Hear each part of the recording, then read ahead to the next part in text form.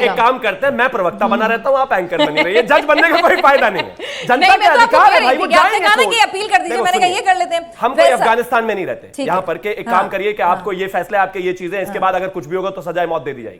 अगर इस देश में एक भी नागरिक को, किसी को लगता है कि उसके मॉन्यूमेंट पर कब्जा है तो उसको कोर्ट जाने का पूरा अधिकार है। इतना जलने की और परेशान होने की आवश्यकता नहीं है। किसी के और की जमीन नहीं ले रहे, किसी की मस्जिद पर कब्जा नहीं कर रहे। हमारे मंदिर है 50,000 से ज्यादा जिनको गिराया गया है, गजब बात हो गई। अपनी चीज को वापस ले रहे हैं, ऐसा बोल रहे हैं जैसे हमें गिल्टी फील करना शुरू कर देना चाहिए। गजब बात हो गई, कानून के तहत ले रहे हैं भाई, इसमें क्या रोना धोना है? पहले दिन छोड़ दिए होते तो यह हंगामा नहीं होता। सही बात है, बिल्कुल सही। कहां छोड़े नहीं पहले शिवम, कहां छोड़े? कौन सी लिस्ट? भारत एक हिंदुस्तानी देश की आवाज कहती हो कि एक मंदिर के ऊपर ये तो कह रहे हैं कि मुसलमान देश छोड़ दे, अपने आप छोड़ दीजिए। 25-30 करोड़ मुसलमानों को चाहते हो कि छोड़ दे? नहीं, बिल्कुल नहीं। देश चाहते हो?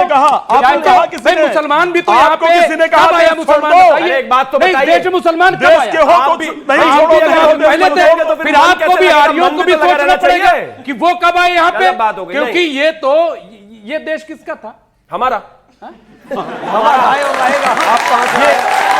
आप जरा इतिहास में जाओ, देखिए ये तो आप कह दिया हमारा, तालीब बच गई। आपका भी है, हमारा सबका है। आप भी आते हो, आपका भी है, उतना ही मेरा भी है। ये इतना खोद देंगे कि खुद गड्ढे में गिर जाएंगे। अच्छा, इनको पता नहीं चल पा रहा है। हमारे यहाँ जलाने का कॉन्सेप्ट है भाई, हमारे यहाँ दबाने वाबाने का कॉन्सेप्ट है। फैज खान साहब जरा आप ही समझा दीजिए भाई, यहाँ पर वो नाराज हैं कि मुस्लिमों को बरगलाया जा रहा है, कानून ही ऐसा है जिसमें कुछ स्कोप बहुत ज्यादा मिलता नहीं। और जाहिर सी बात है कि अगर हिंदुस्तान की बात हो रही है तो यहाँ पर मंदिर बड़ी तादाद में थे, मुगल आए, अटैक किया जिस तरह से, और उसके बाद इन्वेड किया, मंदिर बनाए, ये किसी से छुपा नहीं है। लेकिन ये कब तक और कहां तक, ये सिलसिला कहां थमेगा? क्योंकि अगर आप कहीं भी खोदेंगे, आपको मंदिर के अवशेष अगर आप कहीं भी जाएंगे मिल ही जाते हैं, ये तो फैक्ट है ना।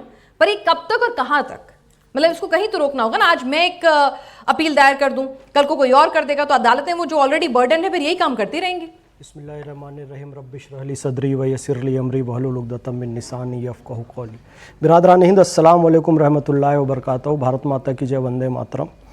या कुंदेद तुषार हार धवला, या शुभ्र वस्त्रांविता, या वीणा वरदंड मंड तकरा, या श्वेत पद्मासना, या ब्रह्माच्युत शंकरा प्रभृति विदेवै सदा वंदिता, सामं पातु सरस्वती भगवती निशेष जाज्ञापहा।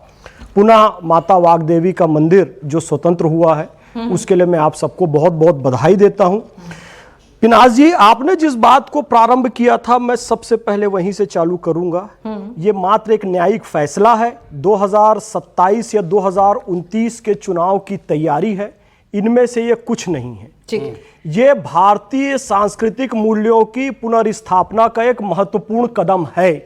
जब हम कहते हैं कि भारत एक सर्वधर्म समभाव वाला देश है, धर्मनिरपेक्षता वाला देश है, लोकतंत्र वाला देश है, और इसके पीछे भारत का संविधान है, तो भारत के संविधान के पीछे अंग्रेजों की या अमेरिका की या फिर रूस की सोच नहीं है। भारतीय संविधान यदि नारी का सम्मान करता है, सर्वधर्म समभाव वाला है, तो उसके पीछे भारतीय सांस्कृतिक मूल्य हैं जो ये कहते हैं, दैहिक दैविक भौतिक तापा, राम राज काहू नहीं व्यापा, सब नर कहीं परस्पर प्रीति, चलही स्वधर्म निरत श्रुति नीति। और सुनिए, बार बार आप कह रही हैं कि क्यों, कब तक, किस लिए, ये तो कभी खत्म नहीं होगा। भारतीय सांस्कृतिक मूल्यों की लड़ाई कभी खत्म नहीं होनी चाहिए, क्योंकि ये लड़ाई खत्म हो गई ना तो आप जितनी स्वतंत्रता से यहां पर बाल खोलकर खड़ी हुई हैं, हमारी बहनें जितनी स्वतंत्रता से यहां पर बैठी हुई हैं, यदि इन जैसे कट्टरपंथी लोगों का शासन आ गया ना, ऊपर से नीचे तक टेंट लगाकर आपको बैठना पड़ेगा, क्योंकि हमारी संस्कृति सिखाती है यत्र नार्यस्तु पूज्यन्ते रमन्ते तत्र देवता। आप बताइए, माता सरस्वती, माता लक्ष्मी, माता दुर्गा, माता शैलपुत्री ब्रह्मचारिणी चंद्रघंटा कुष्मांडा स्कंद माता कात्यायनी कालरात्रि महागौरी सिद्धिदात्री, किसी को भी आपने बुरखे में देखा, किसी को भी हिजाब में देखा, किसी को भी पर्दे में देखा, तो यह संस्कृति, यह संविधान इसलिए स्वतंत्रता देता है क्योंकि भारतीय सांस्कृतिक मूल्य मौजूद है, और माता वाग्देवी का मंदिर उसी भारतीय सांस्कृतिक मूल्य की स्थापना में एक महत्वपूर्ण कदम है। और ये लड़ाई चलती रहेगी। पर्दा नहीं है क्या? मैं आपको बताना चाहता हूँ, पर्दा नहीं है, देखिए उतार दो, फैज खान साहब उतारो। ये क्यों पहने हुए हो? टोपी पर्दा नहीं है, ये कपड़ा पर्दा नहीं है। किस बात की बात कर रहे हो? हर एक की अपनी उतार अपनी दो अगर ऐसा है तो। होती हैं, अपने रीति जैसे रिवाज पैदा होते हुए हैं, वैसे चाहे रहो। हिंदू हो, फिर क्या मुस्लिम हो, जरूरत सिख है? हो, हमारा देश का संविधान उसे मानने की क्यों है ऐसा इजाजत देता संविधान? है। बताइए हमारा, आप बताइए। इनको इतना सबको अपने अपने हिसाब से मानना है। पाकिस्तान का संविधान तो ऐसा नहीं है। तो हम पाकिस्तान है भी नहीं और हमें बनना भी नहीं है ना, नहीं है ना। नहीं बनना क्यों? पाकिस्तान। क्योंकि वहाँ एक धर्म के लोग रहते, पहले सब धर्म के लोग रहते थे, केवल मुस्लिम आए। वहाँ का संविधान ऐसा नहीं है, यहाँ का संविधान ऐसा आप इसलिए है। पाकिस्तान बनना चाहते हैं? यहाँ का संविधान है। पाकिस्तान अरे बनना चाहते पाकिस्तान हैं? भारत का ये जनरल गंध था, मुनीर ने आपने तुष्टीकरण कर करके मुस्लिमों का देश बना दिया। अब तुष्टीकरण मत कीजिए यहाँ पे। आपने तुष्टीकरण करके बांग्लादेश बना दिया। इन लोगों का तुष्टीकरण मत करो। ये जनरल इन लोगों का तुष्टीकरण करोगे फिर वही हो जाएगा। पाकिस्तान के आदमी है। भारत वरना बताइए इनको संभाव वाला इसलिए है श्लोक क्योंकि भारतीय सांस्कृतिक मूल्यों की प्रधानता है, क्योंकि हिंदुओं की यहाँ पर प्रधानता है। और मैं अल्लाह रब्बुल इज्जत खाली के कहना से दुआ करूंगा कि हमारा देश कभी अफगानिस्तान ना बने, हमारा देश कभी पाकिस्तान ना बने, हमारा देश कभी बांग्लादेश ना बने। चंगेज खान की पाकिस्तान में ढोंग नहीं है। रिजवी साहब, ठीक है, ठीक है। आप हमारी स्वतंत्रता हिंदू संस्कृति के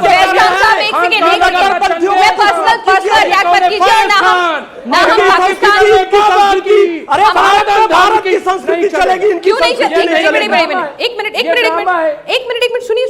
सुना दीजिए। अगर सनातन धर्म की जय है, सनातन धर्म की जय है, अल्लाह अकबर है, सब चल रहा है इस देश में। नहीं, जो काम हमारे आचार्य राज मिश्रा जी का है वो काम भी उन्होंने उतना नहीं किया जितना इन्होंने कर दिया। ये मुसलमान है, समझ में आती है। मुस्लिम को आतंकवादी ही देखना चाहते हो, मुस्लिम को वोट करते हुए देखना चाहते हो, मुस्लिम को गीता पढ़ते हो क्यों नहीं देखना चाहते? मुस्लिम को रामायण पढ़ते हो क्यों नहीं देखना चाहते?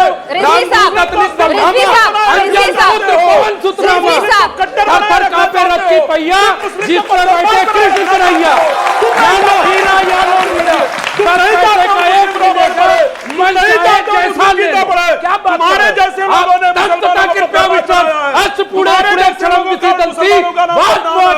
हमारे जैसे लोग जो काम आप कीजिए, आपका क्या काम? बीच में घुसपैठ नहीं करना चाहता। एक मिनट। अरे भाई आप लोग आपस में ही लड़ लीजिए, मैं सवाल पूछूं। रिजवी साहब एक मिनट भाई, ठीक है वो उनकी मर्जी है, वो किसके साइड लेना चाहे आप तय करेंगे, डोमिनेट करेंगे उन्हें कि वो कैसे मुसलमान है और क्या तय करेंगे। अगर वो ऐसे मुसलमान बनना चाहते हैं जैसे सरस्वती वंदना याद, एक मिनट रिजवी साहब, अगर वो ऐसे मुसलमान बनना चाहते हैं जिसे सरस्वती वंदना जुबानी याद है तो ये उनकी मर्जी, आप तय करेंगे। अच्छी बात है, ये उनकी मर्जी ना, आप कौन डिसाइड करने वाले होते हैं? पे इसकी जरूरत सर्टिफिकेट आप देंगे जहां पे इसकी जरूरत है। अगर मैं खुतबा पढ़ने लगूं तो आपके चैनल पे 5 मिनट खाली खुतबा पढ़ूंगा, कहिए तो पढ़ के सुनाऊं अभी, अब आपकी डिबेट निकल जाएगी। लेकिन आप इनको सुनती हैं, ताली माता सरस्वती का मंदिर स्वतंत्र हुआ है, माता सरस्वती की आराधना है, इसमें चले जाओ वहां ना, ये वहां नहीं गए। अरे भाई वो मंदिर में जाके पढ़ो, वहां 5 दिन का जाके वास करो, तब हम जाने टीवी डिबेट में आके ड्रामा कर रहे हो। अरे भाई इतना है तो पहली फुर्सत में इतना मस्जिद जाऊंगा, कुरान की आयतें पढ़ूंगा। अरे भाई बस सरवर साहब ये बताइए, एक मिनट सरवर साहब, टीवी डिबेट में एक मिनट सरवर साहब, पता कर लीजिए। एक सेकंड सरवर साहब, कई बार इस तरह के बयान हम सुनने को आते हैं कि भाई जो मेन मॉन्यूमेंट्स हैं, मतलब हिंदुओं के आस्था से जुड़े हुए, जिसमें ज्ञानवापी की बात होती है, जिसमें कृष्ण जन्मभूमि की बात होती है, कि भाई उसको सुलटा दीजिए और बाकी यथास्थिति बनाए रखिए। ठीक, अब इस तरह से तो अगर एक एक जगह की खुदाई होने लगी, इसमें कोई दो राय नहीं है कि भाई हिंदुस्तान में हिंदू थे, हिंदू मंदिर थे, विदेशी आक्रांता आए, मुगल आए, उन्होंने मंदिरों को तोड़ा और फिर आगे अपने धर्म के हिसाब से चीजें स्थापित की। इसमें तो कोई डिनाइल है नहीं, जितना खोदेंगे यही निकलेगा।